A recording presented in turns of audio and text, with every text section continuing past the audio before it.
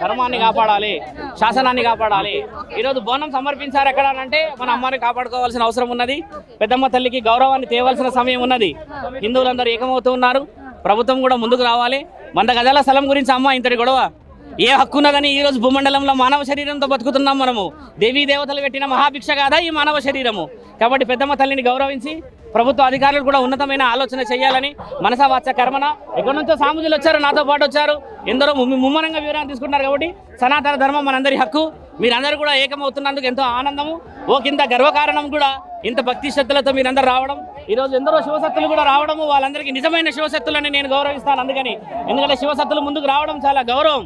సనాతన ధర్మం నిజమైనది. ధర్మశాసనాన్ని కాపాడుకోవడం చాలా గౌరవమైనది.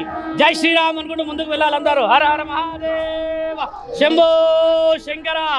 లాఠీ చార్జులు ఇలాంటి కాకుండా మనందరం ఏకమై ముమేకమై సమైక్యమై మనందరం యుద్ధం చేయడం కాదు, ఒకరినొకరు ఇలా కొట్టుకోవడం లాంటివి చేయకూడదు. కొంచెం తెలివితో ముందుకు పోవాల్సిన అవసరం ఉన్నది.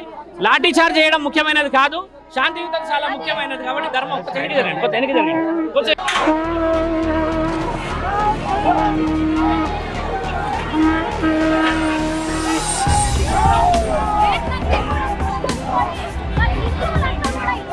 మరి దారుణంగా ఎంత దారుణమైన పరిస్థితి చూసుకోవచ్చు అక్కడ. సో ఎవ్వరు కూడా ఎక్కడ కూడా ఆగని పరిస్థితి. హిందూ సమాజం మొత్తం ఏకమైనట్టుగానే కనిపిస్తూ ఉంది ఇక్కడ. సో మరి ఇట్లాంటి పరిస్థితి ఈ భారతదేశంలో కావచ్చు, హిందువులమని చెప్పుకున్న ఈ దేశంలో ఇట్లాంటి పరిస్థితి వస్తుందా అనుకుంటే చెప్పేసి కూడా